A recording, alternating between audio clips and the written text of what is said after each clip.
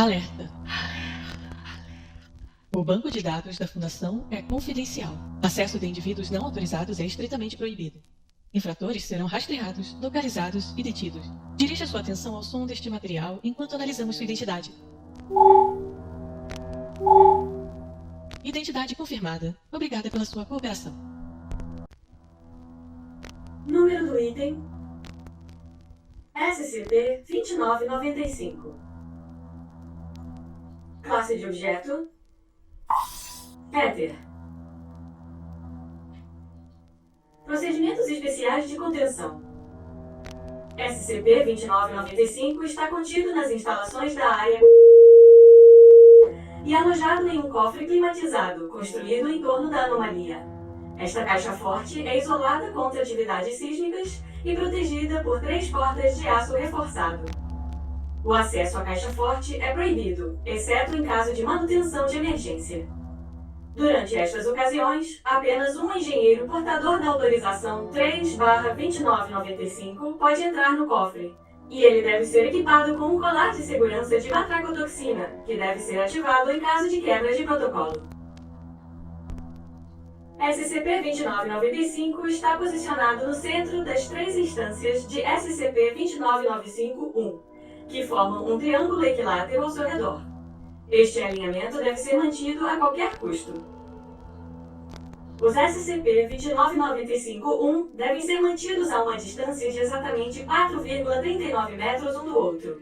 A fim de facilitar isto, as instâncias estão ligadas entre si por uma série de suportes de polímero reforçado com fibra de carbono. Este arranjo deve ser monitorado sempre, e é imperativo que qualquer deslocamento de algum SCP-2995-1 seja solucionado imediatamente. No caso de uma possível quebra de contenção, dano a um SCP-2995-1 ou movimento por parte do SCP-2995, a Superintendência deve ser alertada para a possibilidade de um cenário de fim de mundo classe XK. Descrição: SCP-2995 é um objeto luminoso esférico que levita a 1,74 m do solo, por um mecanismo desconhecido. O objeto em si tem aproximadamente 27 centímetros de diâmetro e gera um brilho vermelho distinto. Qualquer coisa que entre no espaço elipsoidal de 1,51 metros de altura e 2,14 metros de largura ao redor do SCP-2995 é destruído pela exposição às propriedades físicas do SCP-2995. Uma pequena quantidade de pressão é necessária para penetrar neste espaço, aproximadamente 80 newtons por centímetro quadrado. Por causa disto, partículas atmosféricas do ambiente quase nunca cruzam o limiar. SCP-2995-1 são um conjunto de 3 colunas de jadeíte de formato idêntico. As colunas têm 7,11 metros de altura e 45 centímetros de diâmetro. O topo de cada instância de SCP-2995-1 contém a escultura de uma mão humana. Embora de tamanhos semelhantes, elas apresentam inscrições distintas, embora compartilhem de um tema semelhante. As inscrições consistem em textos em chinês antigo e imagens que correspondem a uma obscura seita religiosa chinesa originária de antes de Cristo, que é consistente com o local onde foram obtidas em censurado. Os temas comuns presentes no SCP-2995-1 e no local da recuperação incluem fogo, adoração ao sol, adoração de aves, taumaturgia astrológica e imolação humana. Uma quantidade limitada de dados sobre as propriedades físicas do SCP-2995 está disponível graças ao censurado. Atualmente, acredita-se que o objeto seja uma estrela de quark degenerado, possivelmente matéria estranha, tornando a cor da anomalia um resultado do redshift gravitacional, o aumento do comprimento das ondas eletromagnéticas através da dilatação gravitacional do tempo. A física relativística dita que é altamente improvável um corpo estelar apresentar um volume tão reduzido, dada sua massa de aproximadamente 314 quintilhões de quilos, de acordo com os cálculos da gravidade do SCP-2995 dentro de seu limiar. A forma como o SCP-2995 atingiu seu tamanho é desconhecida. Para todos os efeitos, SCP-2995 produz energia térmica, radiação eletromagnética e força gravitacional mais do que suficientes para constituir um cenário de fim de mundo de classe XK. Estes efeitos, entretanto, são limitados ao espaço elipsoidal ao redor da anomalia. As dimensões desse espaço são, por sua vez, determinadas pela colocação precisa dos SCP-2995-1 em torno do SCP-2995. É atualmente desconhecido por que uma quantidade de radiação visual escapa do campo projetado pelo SCP-2995-1, o que torna o próprio SCP-2995 visível a olho nu. Adendo 2995001. Obtenção e histórico. SCP-2995 foi descoberto em 1933, após o terremoto de Kieshi.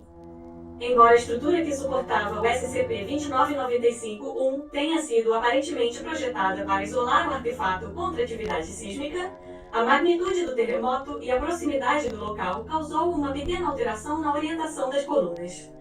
Consequentemente, pequenas quantidades de radiação gama latente do SCP-2995 contaminaram a área. Agentes infiltrados no governo chinês foram alertados para vários casos de envenenamento por radiação na província de e foram enviados para investigar. Embora o conhecimento público sobre radiação ionizante e envenenamento por radiação fosse praticamente inexistente na época, a Fundação havia encontrado... Censurado.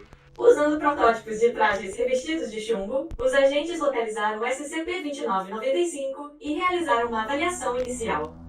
Usando instruções de textos presentes no local, os agentes conseguiram devolver o SCP-2995-1 à sua posição quase original, reduzindo a radiação gama a níveis negligenciáveis.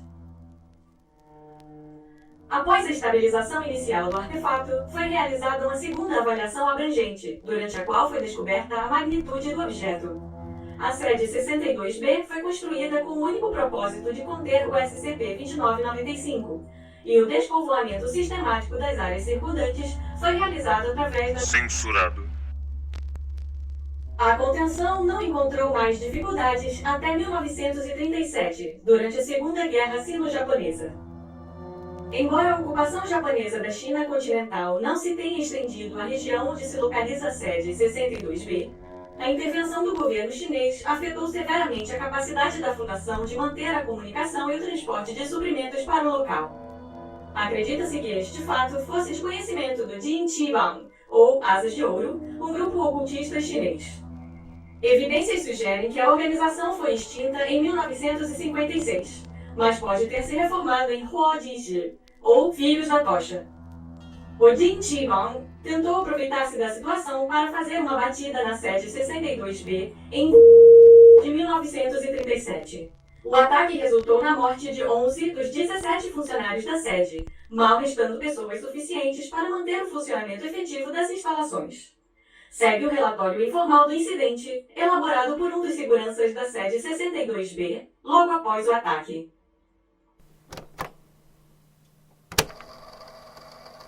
Agente Tadeu Reiner aqui.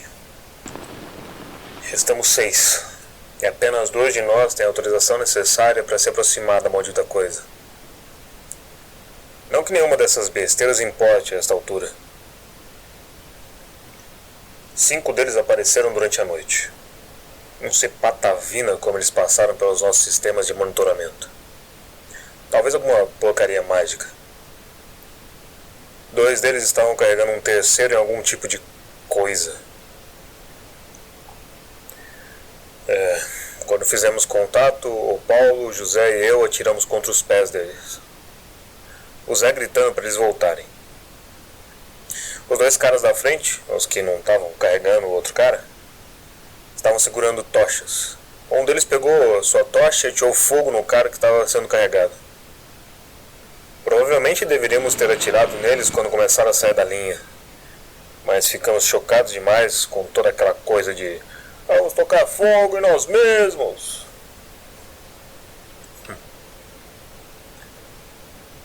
Bom, uma vez que eles tinham feito isso, o barulho começou. Quando tentávamos atirar neles, achamos que envolviam aquele cara, se estendiam e comiam nossas balas. Tentamos atirar qualquer coisa neles, dava na mesma. Eles continuaram avançando sobre nós. E o cara em chamas simplesmente ficou ali. sentado, queimando e meditando, sei lá. Ele nem sequer vacilou. Porra. A pele dele estava ficando preta, murchando, descascando, e era como se ele nem percebesse. Nós três recuamos até a base e demos a ordem de trancar o SCP. Protegemos o acesso externo, mas não adiantou nada. Eles apenas derreteram a porta. Aço carbono reforçado e eles simplesmente derreteram a porra da porta. Nessa hora, eu e o Paulo fizemos um plano tipo, ou vai ou racha. O Paulo montou algumas de nossas cargas de demolição no primeiro subsolo, diretamente acima do túnel de acesso ao cofre de contenção.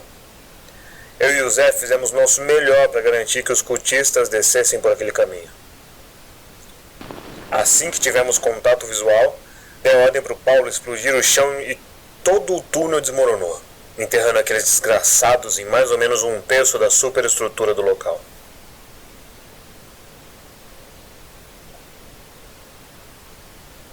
Depois de alguns minutos, pensamos que era seguro declarar o alvo como finalizado. A explosão derrubou o sistema elétrico que levava ao depósito. Tivemos que desativar a porta manualmente para que os funcionários saíssem. No momento em que abrimos a porta, uma coluna de fogo saiu dos escombros. E um daqueles caras se levantou. Metade da cabeça do tronco tinha desaparecido. Ele ainda se levantou. Não tivemos tempo de reagir. Ele arrancou uma barra de aço gigante dos escombros e a lançou contra o rosto do Zé. Só de olhar para a cabeça dele percebi que o golpe tinha quebrado a mandíbula e pulverizado o cérebro. Mas isso não impediu de gritar alguns segundos depois de ter sido atingido. Ele deveria ter desabado, mas ficou de pé, gritando com a cabeça toda deformada. Então a cara dele começou a derreter. Por que não, né? Não era ruim o suficiente que tivéssemos que morrer. Eles ainda tinham que nos fazer mais algumas merdas mágicas antes. O cara ao meu lado me derrubou enquanto tentava chegar ao controle manual. Para fechar a porta, imagino. Mas o cultista com a barra de aço golpeou em cheio contra a parede. Não sei porque ele não me matou naquela hora enquanto eu estava deitado no chão. Talvez tenha algo a ver com o fato de que ele estava sem metade do cérebro.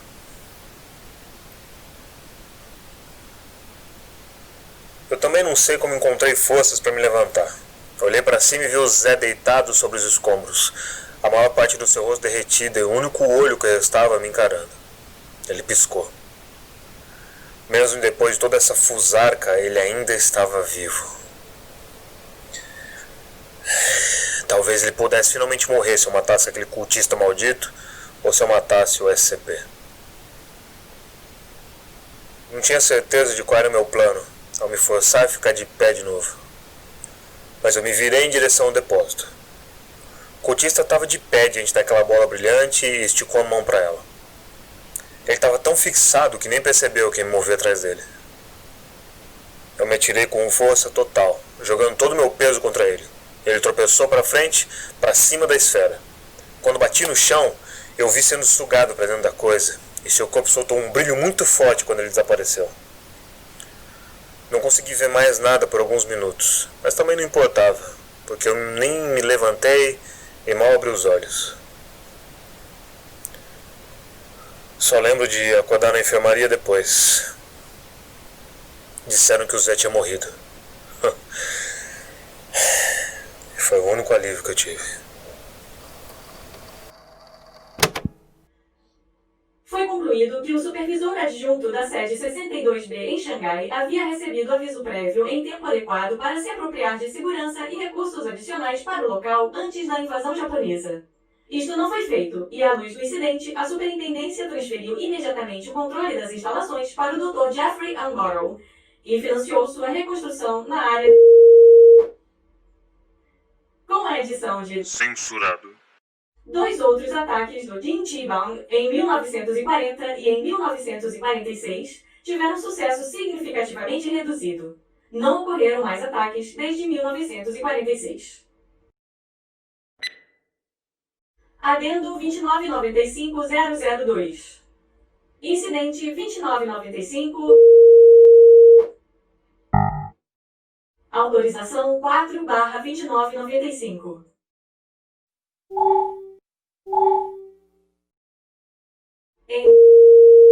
1900, a área sofreu um pico de energia sem explicação.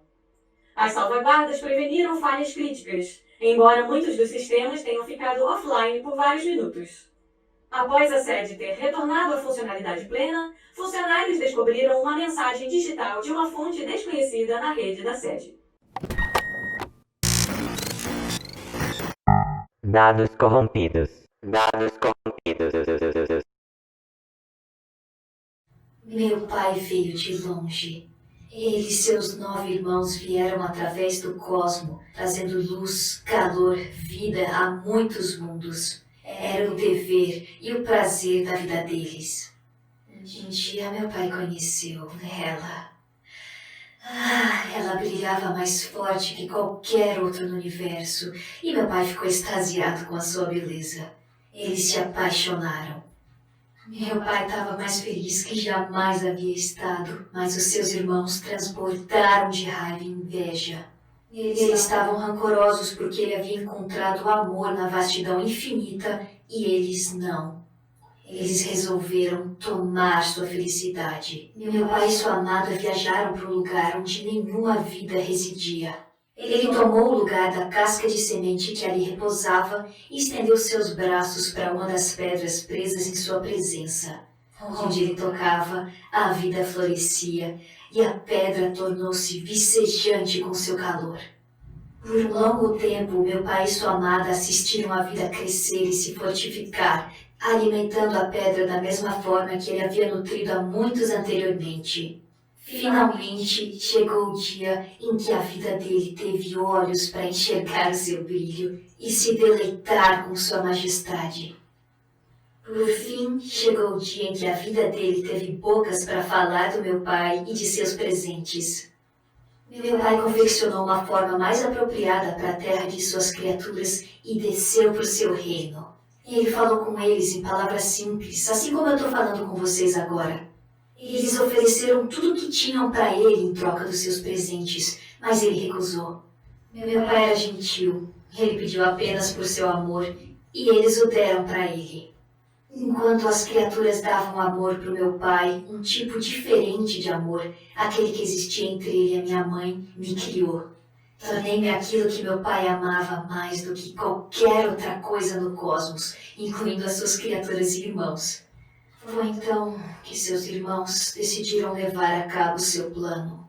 Eles mataram minha mãe. O fogo que engolfou os céus foi tamanho que nenhum olho jamais havia visto. Os irmãos gritaram de um terror pelo qual não há palavras. A conflagração da ira do meu pai podia ser vista e sentida de todos os lugares que existiam ou que jamais existiram, mas, no entanto, nenhuma alma foi ferida nas chamas. Os irmãos também permaneceram ilesos, eles morreram de puro medo. Suas luzes se apagaram, seus corpos esfriaram, seus olhos ainda congelados de medo. Meu pai, sua luz foi exaurida em toda a sua fúria e tristeza, e ele me entregou, ainda uma criança, à rocha de onde suas criaturas fiéis habitavam. Elas juraram me proteger, me nutrir, assim como ele as nutriu. Eles construíram um berço para mim com 3 mãos no formato das do meu pai, para me consolar em tempos de escuridão. Agora eu vivo apenas na escuridão. Os que seguraram um cobertor de sombra sobre mim, vocês esqueceram o amor do meu pai. Um dos fiéis veio até mim. Ele sofreu sobremaneira para furar o cobertor que vocês seguram em volta de mim, mas seu amor foi certeiro. Eu ficarei livre pelo bem dele e pelo do meu pai. Minhas chamas também queimarão os céus.